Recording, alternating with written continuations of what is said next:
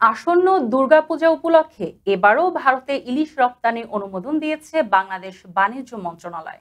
সোমবার প্রকাশিত বিজ্ঞপ্তিতে মোট ১,২০০ টন ইলিশ রপ্তানি করার সিদ্ধান্ত নেওয়া হয়েছে।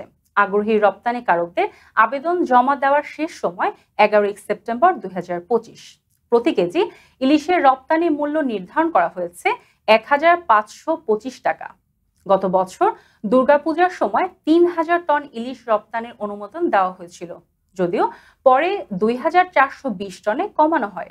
গত বছর ৪৯টি প্রতিষ্ঠান অনুমোদন পায়।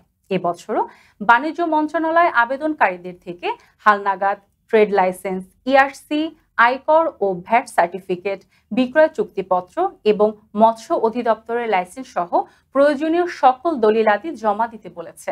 পররাষ্ট্র উপদেষ্টা তৌহিদ হোসেনের মাধ্যমে পশ্চিমবঙ্গের ফিশ ইম্পোর্টার্স অ্যাসোসিয়েশনের এর চিঠি পাওয়ার পর থেকেই এই সিদ্ধান্ত নেওয়া হয়েছে।